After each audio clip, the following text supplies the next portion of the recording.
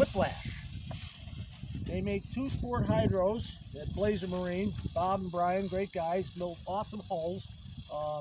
They build the Whiplash, which is this hull, which is 43 inches, and the Backlash, which is 48 inches.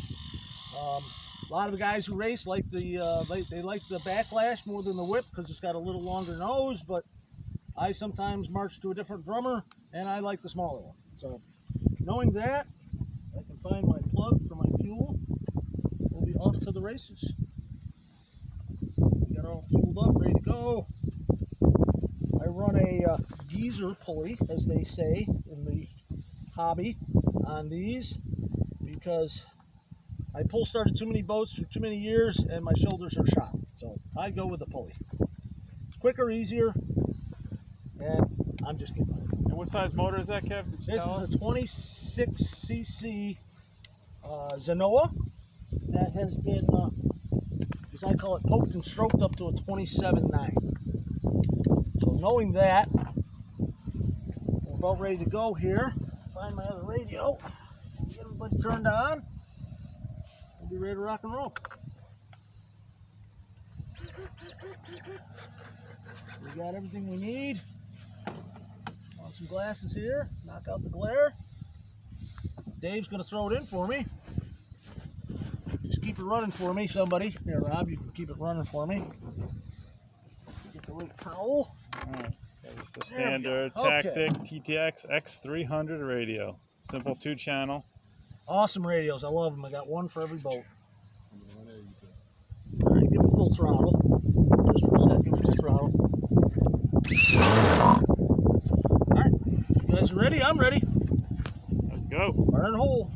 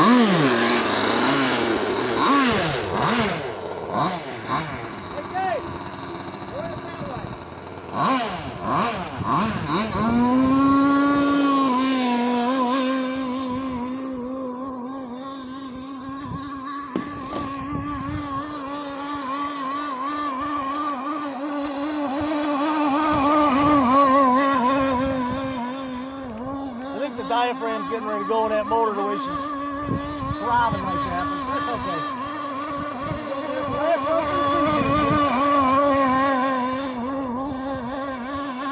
And I got it full throttle, boys and girls. That's the way I like to run them.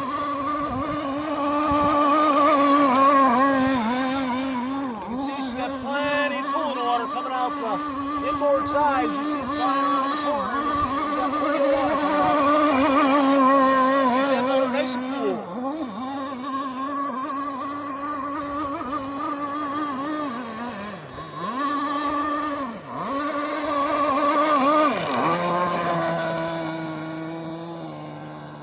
She does like to go slow sometimes too. One slow fly. Runs better fast though. Oh, she's riding nice today, kids.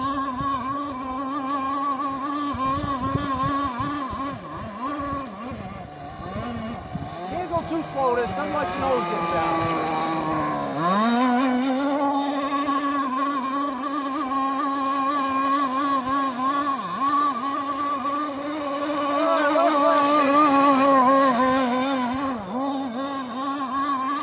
Yeah, she needs a new diaphragm. Just like some women on that. And that's a wrap. Nice video, Kev. Great run. Thank you. Now I got to get in the water and fall in again. This is how you retrieve a model boat. Just don't touch that pipe. Trust me. Alright, thanks for watching. Ready. Don't forget to give this video a like and subscribe to my channel. Woohoo! we're done for 2021.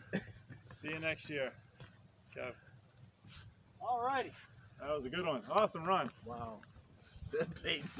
Fucking goes, And it right? isn't really running that fast. You hear it go whoa, whoa, whoa, whoa out there. Yeah. It's diaphragm. The diaphragm and the carburetor is gone. You got to change them on a. With these things, I usually change them every year. Really? But it's been run hard. I ran this. I started running it in March. Went to the Gas Nats out in Indiana for 7 days. Ran it out there. Didn't do bad. Out of 18, 20 boats, I ended up about 6th. But I'm still getting the feel of this thing. Right. Because I had to change everything. About 2 weeks before the Gas Nats, I was out to our practice pond in Canandaigua, and the battery connection inside the RC box came loose, and I came out of the turn at about 50 miles an hour and couldn't turn. Couldn't stop, couldn't do nothing. I just could watch it go poof. It hit the shore at 50 miles an hour, okay? It's stuck in the mud right there. 14 inches it was in the mud. It took 2 of us to pry it out. Everything else looked perfect. You wouldn't think a thing was wrong with it because it ran spotless before that happened.